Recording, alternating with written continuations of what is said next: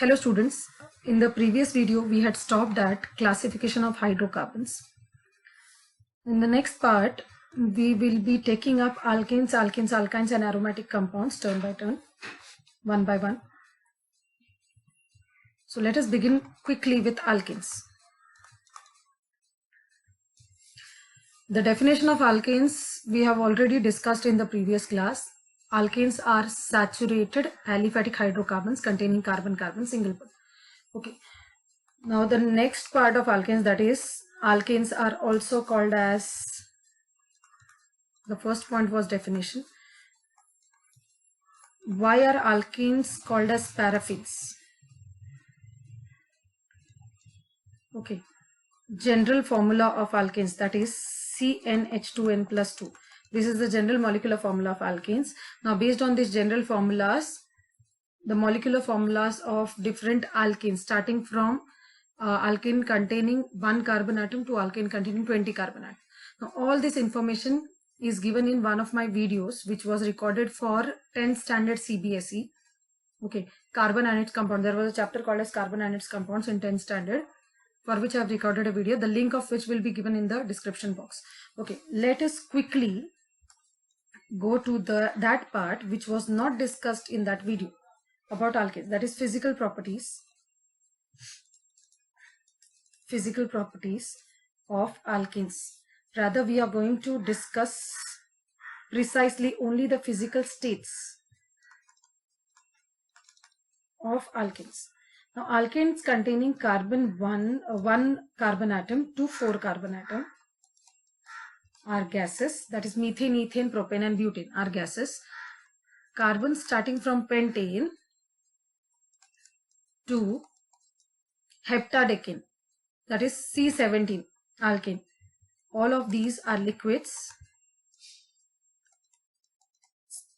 C18 to C36 alkenes are waxy solids.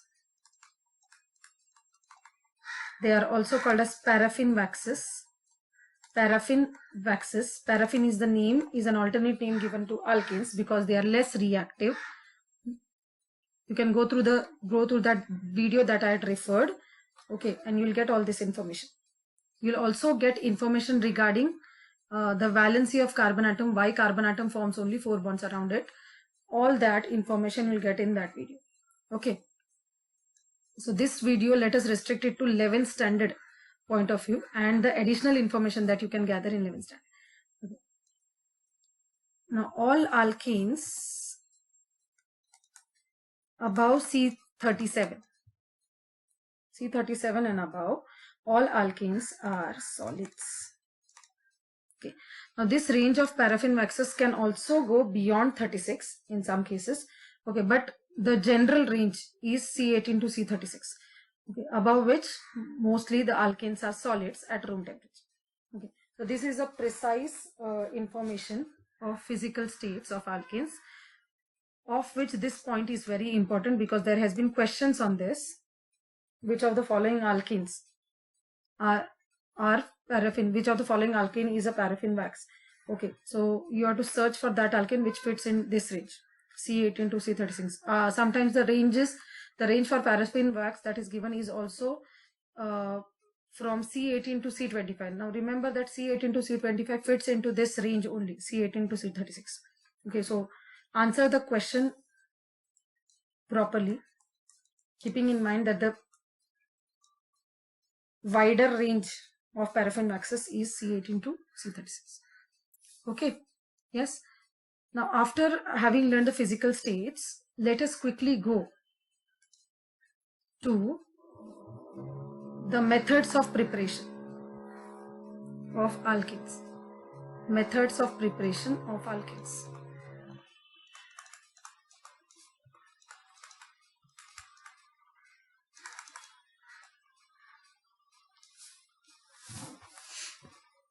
First method of preparation of alkanes is from unsaturated hydrocarbons. Unsaturated hydrocarbons. Unsaturated hydrocarbons can be alkenes or alkynes. Yes, Now the method of preparation, the reaction that is used here is hydrogenation. Hydrogenation means addition of hydrogen. Hydrogenation means addition of hydrogen. Now if you are aware, addition of hydrogen is also called as reduction. So this reaction can also be termed as reduction. As it is addition of hydrogen, you can also call it as reduction reaction. Yes. Now let me take up example of ethene. This is an alkene. This is the first member of alkene, which is ethene. You carry out addition of hydrogen. You react ethene with hydrogen. The reaction takes place in presence of a catalyst. The catalyst that is commonly used is Raney nickel. Catalyst that is used commonly is Raney nickel, and the temperature is between 200 to 300 degrees Celsius. Yes. So when ethene is treated with hydrogen in presence of Raney nickel, this hydrogen molecule adds across carbon-carbon double bond. Okay, there are two hydrogen atoms in the molecule. One hydrogen adds to this carbon atom, the other hydrogen goes to this carbon atom. So the first carbon atom now has 3 hydrogen atoms, so it becomes CH3. The double bond becomes single bond, and the second carbon also becomes, the second group also becomes CH3. Yes, so one hydrogen has got added here. So this group has changed from CH2 to CH3, and one hydrogen has got added here. So this group becomes CH3. Yes, this compound is nothing but C2H6, which is ethene. So from ethene, on addition of hydrogen across the double bond, adding hydrogen across the double bond, which means the entire reagent is divided into 2 parts, and one part is added to one carbon atom of the double bond, the other part is added to other carbon atom of the double bond. So it is a systematic addition process across the double bond. So the addition takes place only across or only to that carbon atoms which are doubly bonded. Okay. Yes. So this is the overall reaction. Now the catalyst, other than Raney nickel, which other catalysts can you use here? The first one is already being used, Raney nickel. Other than Raney nickel, you can also use palladium on carbon. You can also use platinum on carbon. Platinum on carbon, slash indicates on. Okay, it is palladium on carbon, carbon as in charcoal, or platinum on carbon. Yes. Okay. There is one more catalyst that you can use, which is liquid sodium and liquid ammonia. Okay. Sodium and liquid ammonia. So this is also a combination which can be used. Okay. I'll talk about palladium on carbon later on. I'm going to use that. Okay. Suppose I use an alkyne instead of an alkene. So this is ethyne, which is also called as acetylene. You react it with hydrogen. Say you use the same catalyst, Raney nickel. The temperature is 200 to 300 degrees Celsius. Now if you recollect what you have learned about a catalyst. What is a catalyst? A catalyst is a substance which increases the speed of the reaction. Now here also one hydrogen will get attached here, and the other hydrogen will get attached to the other carbon atom. So this group will become CH2. Triple bond will become double bond. Now how do you get to know that the triple bond has become double bond only and not single bond? You check the valency of this carbon atom. Now here this carbon atom is bonded to 2 hydrogen atoms. So it has to form 2 more bonds, which it forms with the neighboring carbon atom. The same story is true with this carbon atom. Yes? Now this ethene further reacts with hydrogen in presence of Raney nickel at a temperature of 200 to 300 degrees Celsius. Now again, one hydrogen adds on here, the other hydrogen goes here. So the first group becomes CH3, the second group becomes CH3. And the product that you have got is ethane. Now here, when you convert ethyne to ethane, In between you get an alkene. So alkynes on hydrogenation first give you alkene, which on further hydrogenation give you alkenes. Okay, so this is a simple process, but it takes place in 2 steps. First is conversion of alkyne to alkene, and then alkene to alkane. Okay, yes. Now what if you want to, due to some reason, if you want to stop the reaction at alkene, you don't want the further hydrogenation to occur. There is a provision for that. Okay, we will be studying this part specifically in preparation of alkenes. Okay, now if you use palladium on carbon in presence of barium sulfate, the combination of this catalyst is called as Lindlar's catalyst. What is it called? It is called as Lindlar's catalyst.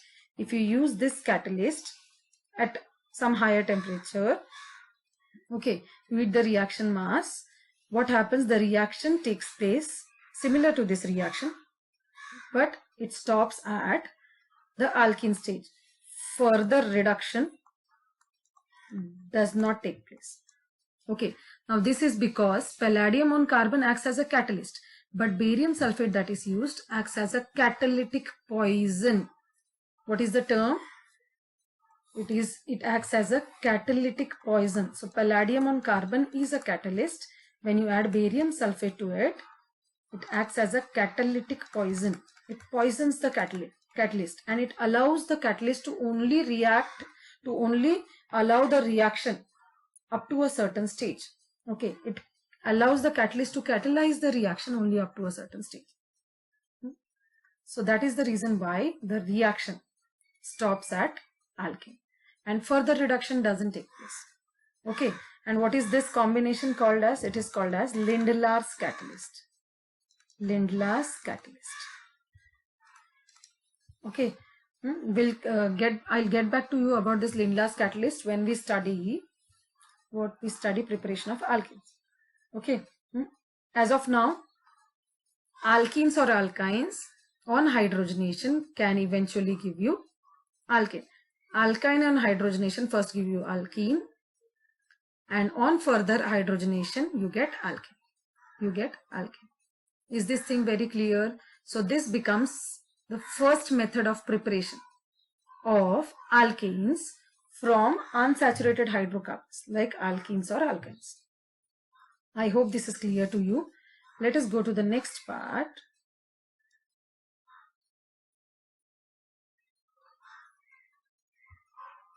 The second method of preparation is from alkyl halides.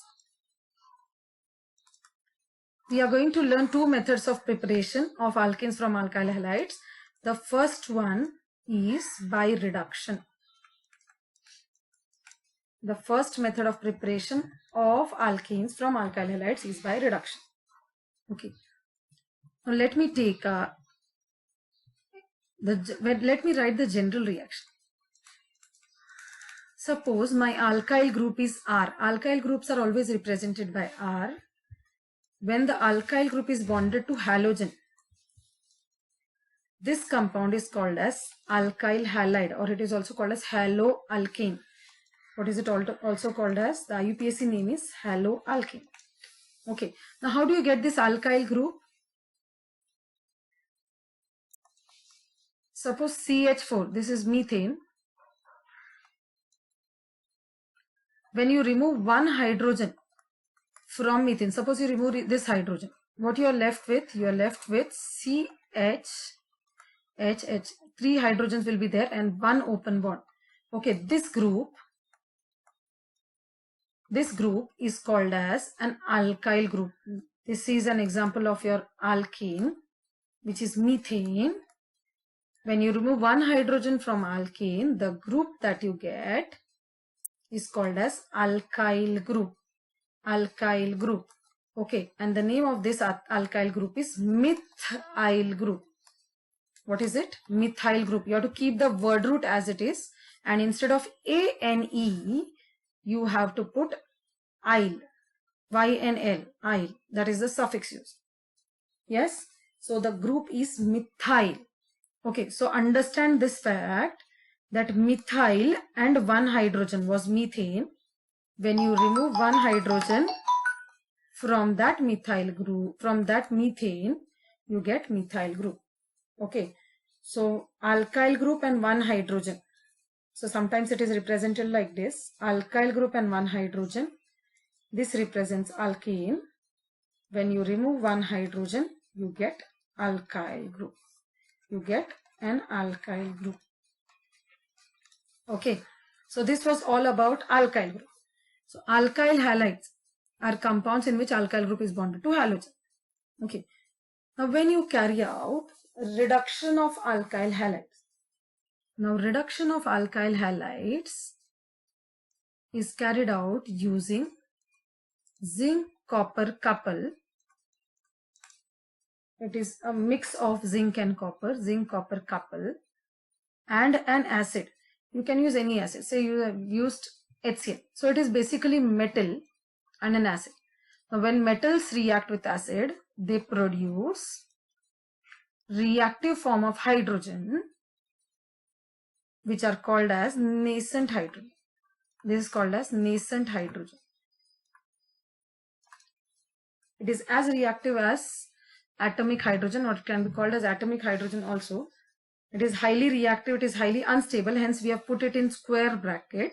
So whatever we put in square bracket is nothing but an unstable species.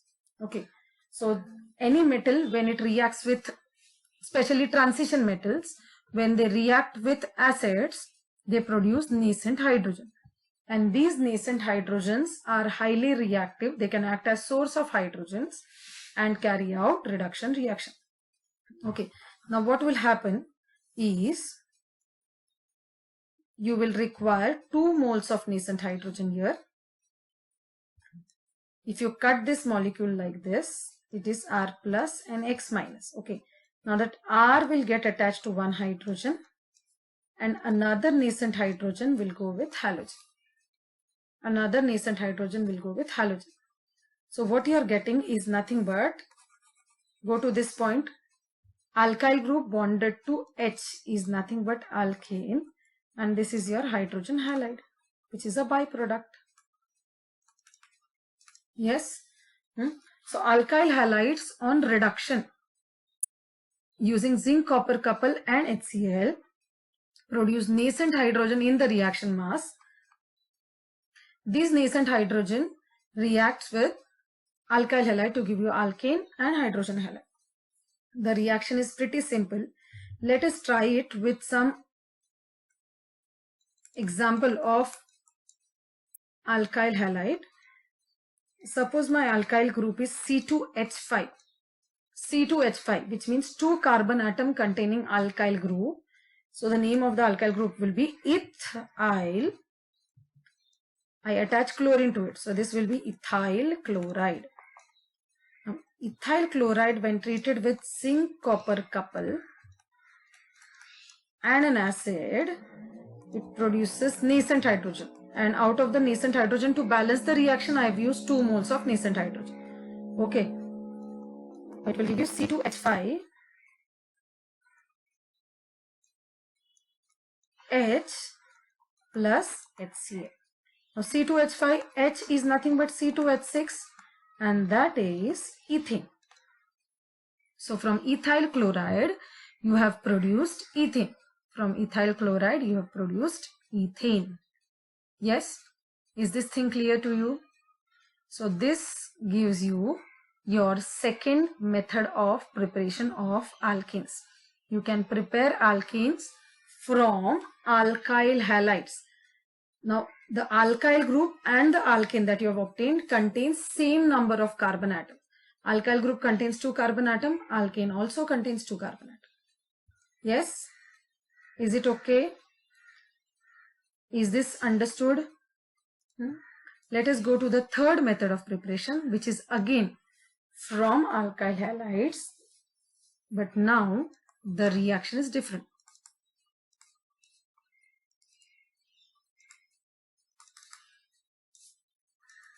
The name of the reaction is Wurtz synthesis. It is a very, very important reaction, Wurtz synthesis. So from alkyl halides, let me take a general formula of alkyl halide, Rx. This is your alkyl halide. When alkyl halides are treated with sodium metal, the reaction takes place between the two. Now remember, in this reaction you will require 2 moles of alkyl halide. So what I'll do is, I'll write 1 mole of alkyl halide like this here, and I'll write the other mole of alkyl halide in this way. Okay, and you also require 2 moles of sodium. The solvent that is used here is dry ether. What is the solvent used? The solvent used is dry ether. What do you mean by dry ether? Ether is an organic solvent, organic liquid. Okay, and when you say that it is dry, it means that it is free from water. Water is not desirable in the reaction because sodium reacts vigorously with water. So if there are traces of water in the reaction mass, sodium would rather react with water than reacting with alkyl halide. Okay, so to avoid its reaction, avoid some side products, byproducts, and to force it to react with alkyl halide only, we use dry ether here. Okay, dry ether as the solvent. Yes, so how does the reaction occur? When 2 moles of alkyl halide react with 2 moles of sodium in presence of dry ether as a solvent, this part goes away. Now what does this part contain? It contains 2 moles of sodium and 2 moles of halogens. So 2 moles of sodium and 2 moles of halogen will give you 2 moles of sodium halide. Okay, and the alkyl group on the left hand side will get attached to the alkyl group on the right hand side. So this alkyl group will get attached to this alkyl group because whatever was in between is removed. So only this alkyl group and this alkyl group are left. So they will get attached to each other. Yes. Now what are you getting here? Alkyl group getting attached to alkyl group is going to give you nothing but alkane. Even if you are not able to visualize that it is an alkane, let us take up one example. I'll take up a very simple example. Let me take methyl chloride as my alkyl halide. I'm going to require 2 moles of methyl chloride. So I'll write 1 methyl chloride on left hand side, 1 on the right hand side. And in between, I'll write 2 moles of sodium. What is the solvent used? The solvent used is dry ether. Dry means free from water. Water is not desirable in the reaction because sodium is used in the reaction. Okay. Yes. So how does the reaction occur? You have to simply remove this part. So we'll get 2 moles of sodium chloride as the byproduct to NaCl, and CH3 will get attached to CH3. Now what is CH3 dash CH3? It is nothing but C2H6, which is ethane. So 2 moles of methyl chloride react with 2 moles of sodium. This is sodium, okay, sodium metal. Sodium metal. Okay. They react to give you ethane. Now each of these alkyl halides contain 1 carbon atom in them, but the alkane that you have got contains 2 carbon atoms. So this is why the reaction is said to convert a lower alkyl halide. A lower alkyl halide containing lesser number of carbon atoms, a lower alkyl halide to an alkane containing greater number of carbon atoms, which is also called as higher alkane. A lower alkyl halide is converted to a higher alkane. Yes. So this is how we prepare an alkyl halide containing lesser number of carbon atom to an alkane containing more number of carbon atom. This is a very important reaction of preparation of alkenes. Yes. In the previous example, in the previous method of preparation, we had used alkyl halides. We converted it to alkenes. But then the alkyl halide and the alkane contain same number of carbon atoms. So understand what you want to prepare. If you want to prepare butane from propane, okay, if you want to prepare butane from ethane, you can use 2 moles of ethane, and ethyl and ethyl group will get connected to each other to give you butane. Okay, we'll do one such example also. Yes, and then we will go to the fourth method of preparation. I hope you have understood this. Remember, lower alkyl halide to higher alkene. The method used is word synthesis. Okay. Next. Before I go to the next method of preparation, let me take up one example. The question is, how will you prepare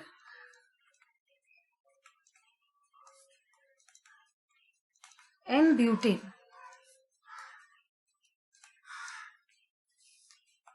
from N-butane from ethane? Sorry, N-butane from ethyl chloride.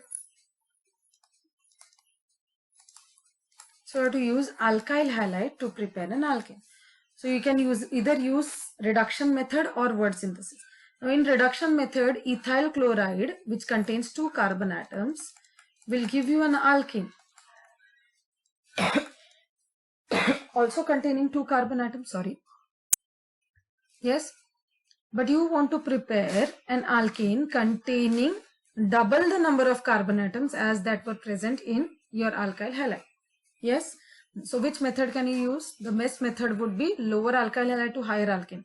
The best method would be which method? Word synthesis. Yes, so 2 carbon atom alkyl halide to 4 carbon atom alkene. Lower alkyl halide to higher alkene. Okay, so let me start from ethyl chloride. I'll use 2 moles of ethyl chloride. So I'll write 1 mole here and another mole here. In between, I'll write 2 moles of sodium. The solvent used is dry ether. Yes, and I remove this part. So what I'll get is C2H5 dash C2H5. These 2 alkyl groups get bonded to each other. Byproduct is 2 moles of sodium chloride. So this is C4H10, which is nothing but butane. And why have they written it as N-butane? N-butane is normal butane or straight chain butane. This is explained in another video of mine. Yes, I'll post it after this, which will include the classification of alkenes. Yes, which is a small video. You can go through the video.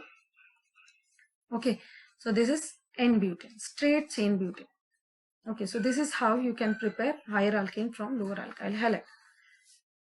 Going to the last method of preparation,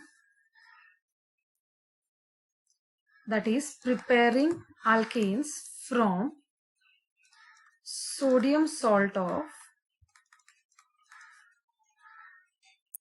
carboxylic acids. In some books it is written as fatty acids. Okay, fatty acids are basically carboxylic acids only, long chain carboxylic acids. It sometimes also contains some unsaturation in it. So that is a different story. Let us focus on carboxylic acids. Now carboxylic acids are compounds containing COOH group. This is an alkyl group which is bonded to the functional group COOH. When these acids react with base, when they react with bases, they form salt and water. Okay, this H plus ion of acid combines with OH minus ion of the base to give you water, and Na plus replaces H plus ion. I'm so sorry, I put the charge ulta. Na plus ion replaces H plus ion in the acid to give you sodium salt. Sodium salt of carboxylic acid.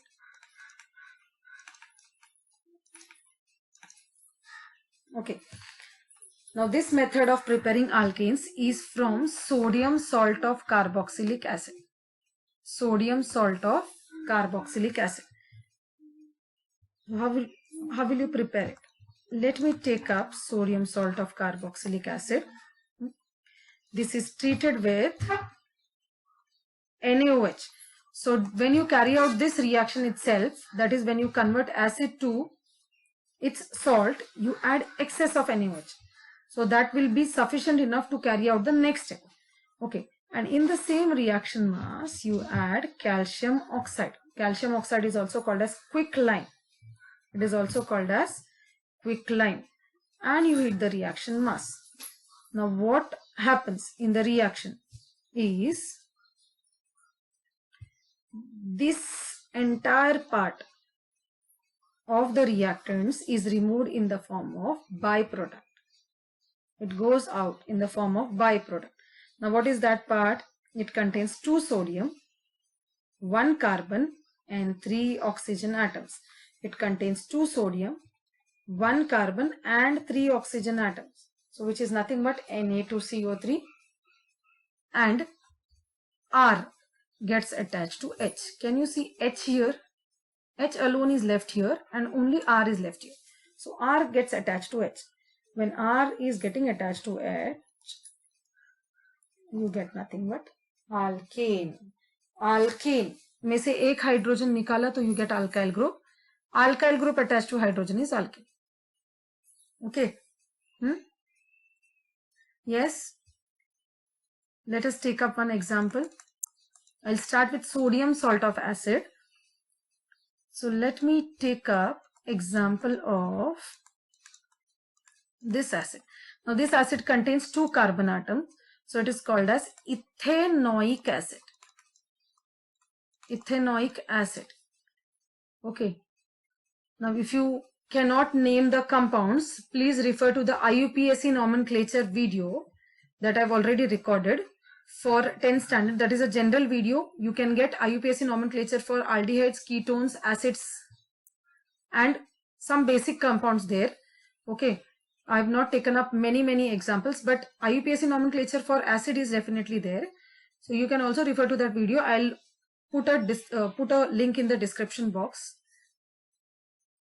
Ethanoic acid is the name of the acid. So it is sodium salt of ethanoic acid. Sodium salt of ethanoic acid. When sodium salt of ethanoic acid is treated with excess of NaOH in presence of calcium oxide, that is quicklime, I remove this part.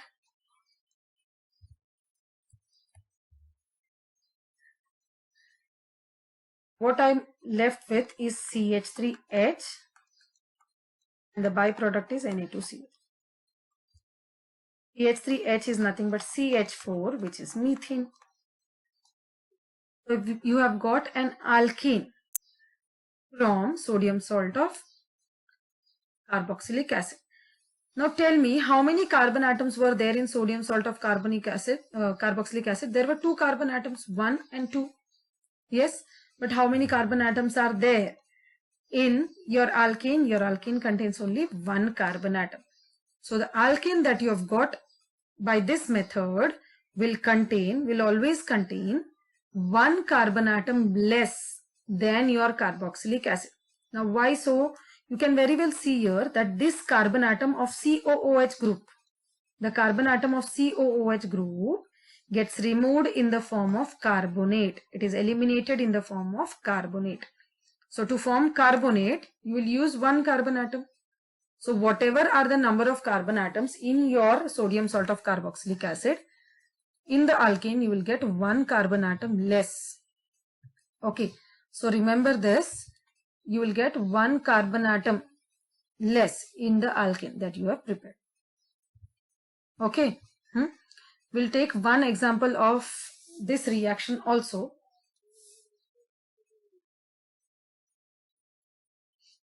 The question is, how will you prepare